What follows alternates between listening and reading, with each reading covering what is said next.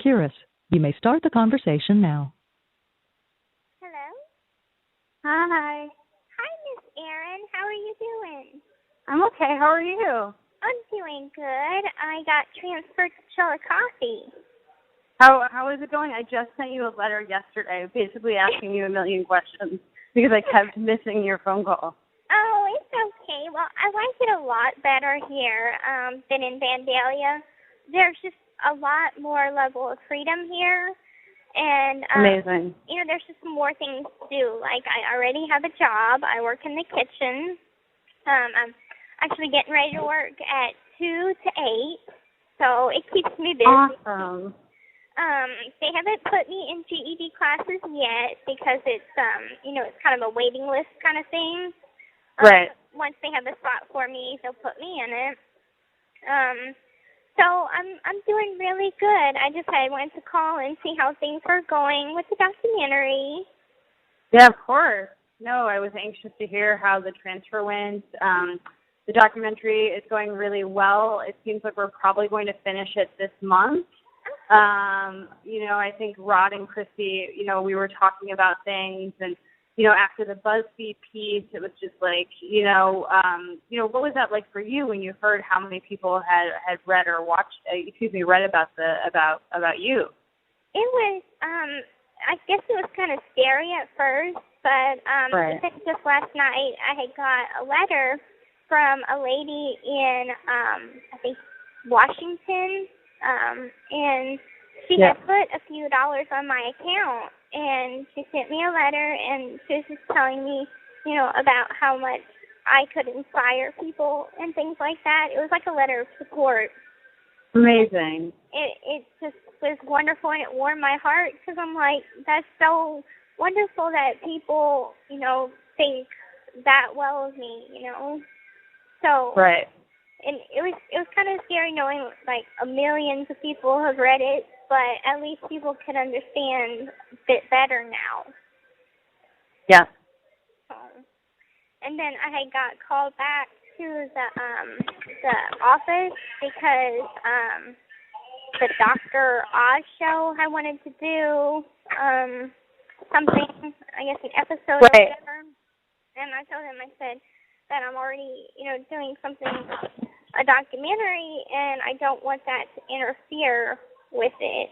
So, and Christy had told me that, as soon as it comes out, and it's like 3 months after or something, that we can go ahead and do those kinds of things. But right now, the HBO thing is kind of our main priority. And I'm like, I'm not going to jeopardize all that hard work for something smaller. Right, and for like probably a 5 to 10 minute segment. Mm-hmm. It's just, and that's what we sort of chatted about, Rod and Christy, and then I talked to HBO because they were just sort of nervous because it's like kind of, when there's a network like HBO, it's not good if a smaller network basically scoops the story. Mm-hmm. So it's kind of very political, and it's not anything really that you should worry about. But yeah, it was really important that you and then Rod and Christy sort of said that, and it made this whole process so much easier, and I think it's going to be really great. I think it will too. I'm still waiting. I had taken pictures in Vandalia, and I'm still waiting to get them, but I guess things move a lot faster here, so I'm like, I bought 2 new picture tickets, and I'll hopefully have pictures of me within the next 3 weeks to send. Yay. I've kind of been waiting on that. I'm like, I really need these pictures. But you want to see how you look, if you look so different once you're healthier. Right, and I'm thinking about getting my hair dyed, so. What color do you think? I'm thinking like maybe a dark brown, light blonde-ish. Because whenever it grows out, you know how whenever your roots grow out, it has that kind of ombre look to it. So I'm thinking about doing that. I'm not sure. I keep on asking people how I would look with different hair colors. I think anything would look good. It's just like, it's about like you get to make those choices now. Right. Like how you want to look and, how you want to present yourself to the world. And I think in exploration, is really good. Yeah. So in all, I'm doing really good, and I got my TV, so I'm able to watch TV whenever I want now. So, amazing. Yeah. What is the book situation there? The books are good. We have the library. I haven't had any time to go since I've been working all the dang time, Aww. but I've kind of familiarized myself with the gym and going and explore different places. It's bigger. It's a bigger prison than in Vandalia, and I was really scared because it does look like a prison, but once you get used to it, it's livable. Good. So. And have you given any more thought to potentially like a suit against the doctors? What are you thinking right now? Yeah, I had talked to Christy about it, and I also talked to Mike, probably late last month about it, and, Mike really broke it down for me, and, I'm not going to go after, Dr. Flaschenstein because, he really does wish he could have done more, and, right. I can see that, he did at least put the word out there, so I'm not going to go after him. But I did talk to Christy about potentially going after Dr. Beckerman. Right. And Mike and Christy and Dad, they support that decision. And so can you talk to me like what it was like to talk? Do you remember interacting with Dr. Steele, your primary physician? I do remember him. Yeah. What was he like? He was professional. What I remember of him, he's a family guy. He had pictures of his, wife and kids in his office. But I remember my mom always saying that we had to be very quiet around him. Why? And very careful of what we'd say around him. And I think that my mom thinks that, thought that he was the one that may have called social services. Because I remember her saying that, I think he's the one that called DFS on us, and I just don't feel comfortable around him. That's what your mom said? Yeah. Or that's what you thought? That's what she said. Yeah, I mean, that's what he said to me, that he did call DFS, but he said that he kind of, like, specifically took you aside without your mom and tried to ask you questions or, like, spoke with you. Do you remember that? No, I don't remember that. Like, that would be weird, right? That would be something you remember because that would be very rare that happened because your mom was always near you. Right.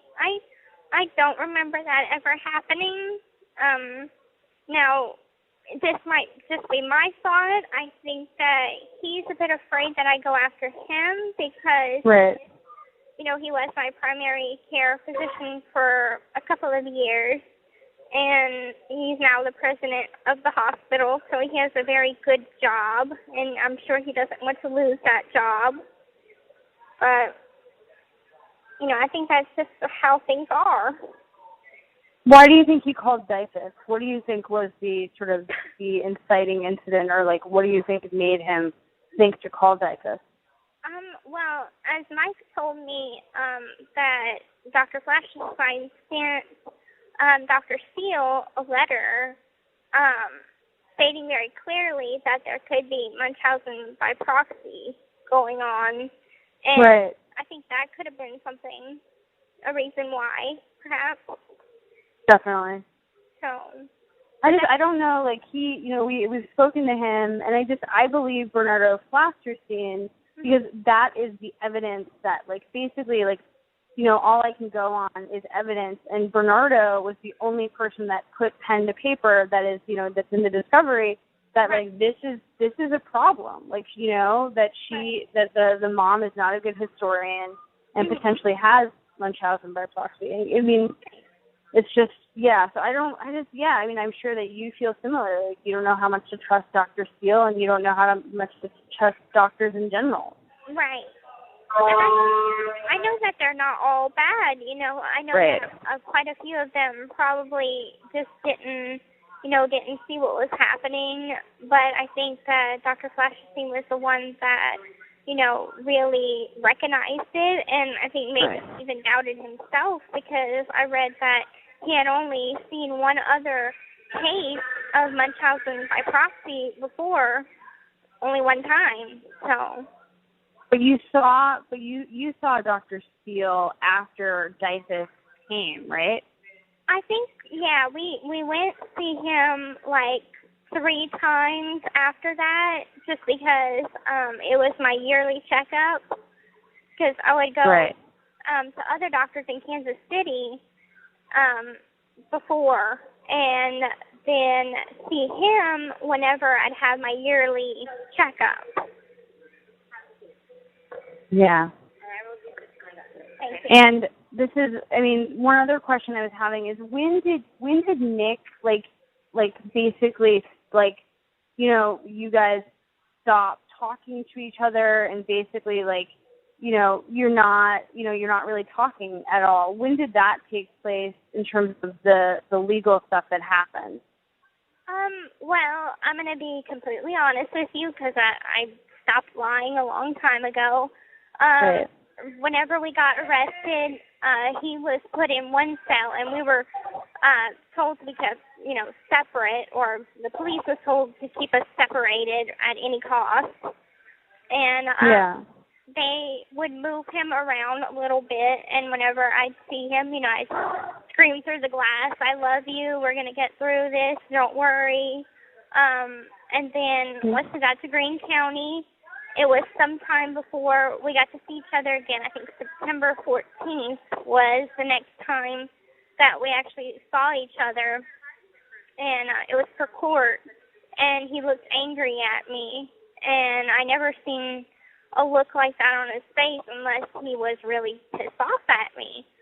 And so we had to wait till our next court appearance, and I asked him, we weren't allowed to exactly talk, but we would sort of mime to each other and whisper a little bit. And, I asked him, "Are you mad at me? Do you still love me?" And he asked me, "Do you still love me?" And, we both nodded yes.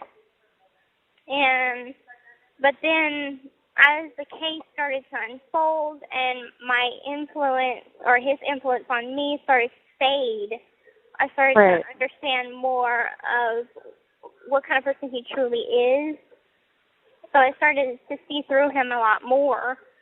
And I ignored him for a while, even at court. I just wouldn't look at him. I'd ignore him.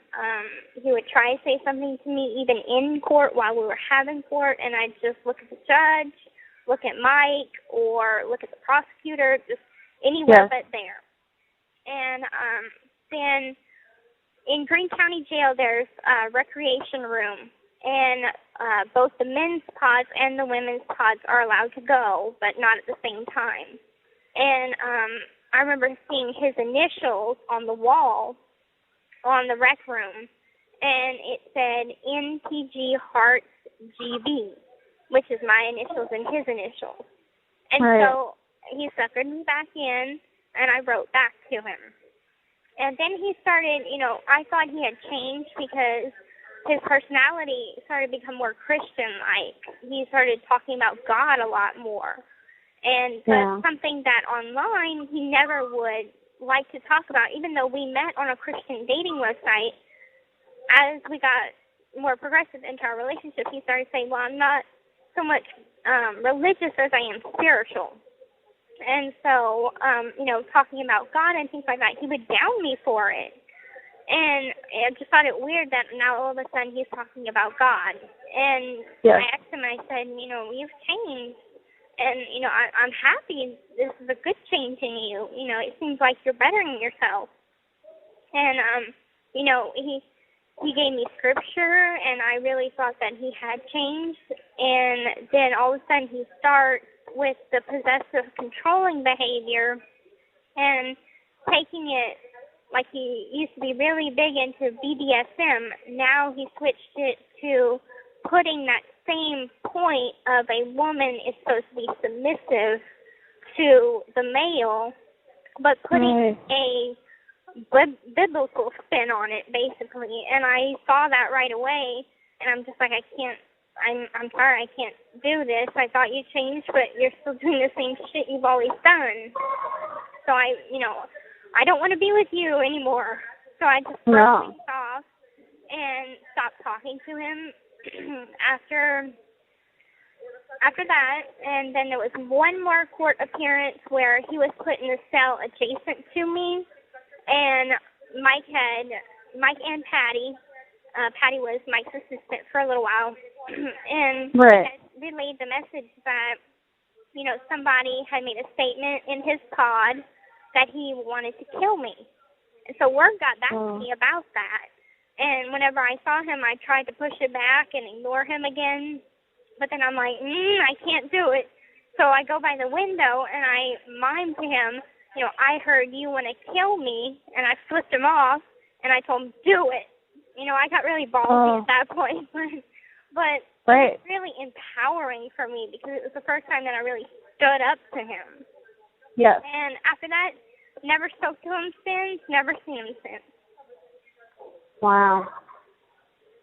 So, I think that, we kept talking a little bit here and there throughout the process, but then in the end, this is even before I got sentenced for my plea deal, that I broke things off. Yes. I was just like, it's over, it's done. I don't want to be with you. No. And that's probably, obviously for the best, but yeah, it was a relationship. Right. Yeah. It's just not good for me, and not a healthy one. He can manipulate me in ways that, maybe I might not see as manipulation at first because that's kind of what I'm used to. So at least now I'm able to tell a little bit of the difference by having healthy relationships in my life. And who was the man that you tried to escape with? The man in Arkansas? Yeah, Daniel Glidewell. He, unfortunately, we were friends for a long time, but now he doesn't answer my calls. I had Christy text him. I even had my cousin Tiffany text him, that I was trying to call and that I'm in DOC, I'm doing good, but he hasn't answered any of my calls or texted them back. So why do you think that is? I don't know. He has his life. He has 2 kids. He might be with a new girlfriend that doesn't want him talking to me. Who knows? It's sad that our friendship had to end this way, but, it's just one of those things. I've lost friendships throughout this whole experience.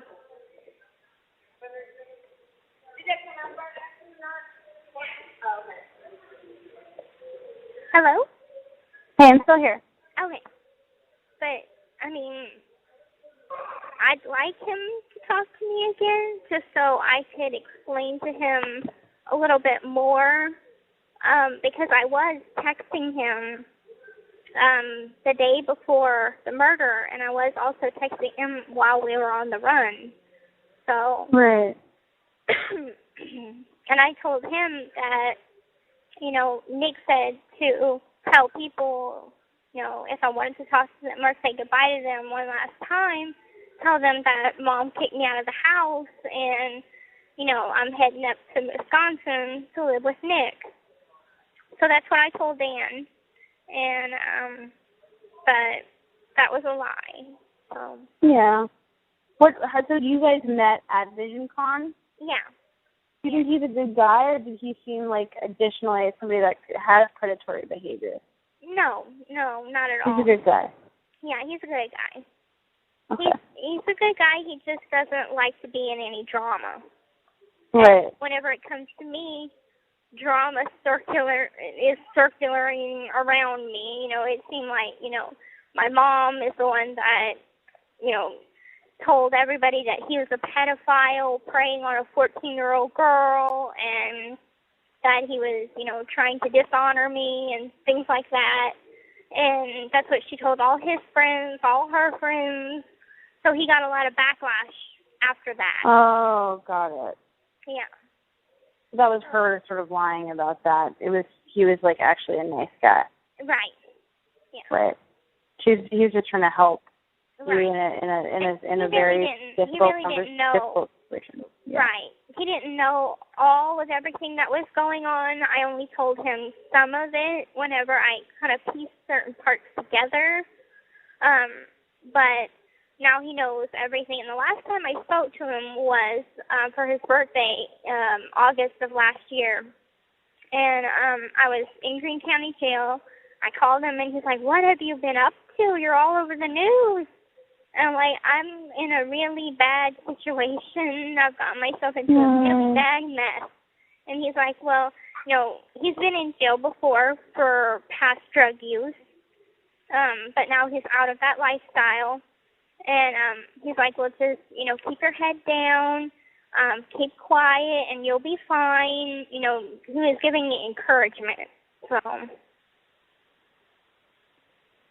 that's good. Well, I hope that maybe after his life calms down a bit, he can reach out, or you can try him again, and you guys can reconnect. Right. Maybe the film will help with that. Right. Yeah.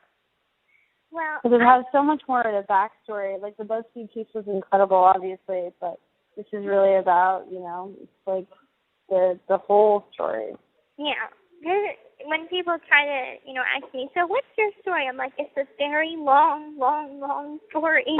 Right. And whenever I try to explain, it comes out all wrong, and everybody's confused. So I'm like, "Well, just wait till you get out, watch an HBO documentary, read this article, and it'll explain everything for me." Good. Yeah. I did tell everybody about the documentary, so a lot of people should be watching it. Great. Yeah. Amazing. Yeah. And you should be getting a letter from me. Okay. Probably, I guess I sent it in the mail yesterday, so then that's like either this week or early next week. Okay, that's good. But I really do like phone calls, and I just always have my phone on silent. So never think that I'm not picking up. Like implicitly I'll say this, like I want to talk to you. So so I really appreciate you calling me and letting me know that the transition is going well, and I'm proud of you for getting a job, and it's very good. You're doing all the right things. Thank you. Well, I guess I gotta get my butt to work. So I'm going to talk to you later, and I hope everything goes good and you have a good day. You too. Allison says hi, too. She's here with me. Okay, tell her hi for me. I will. All right, talk to you soon, Gypsy. Okay, bye-bye. All right, bye, babe. The caller has hung up.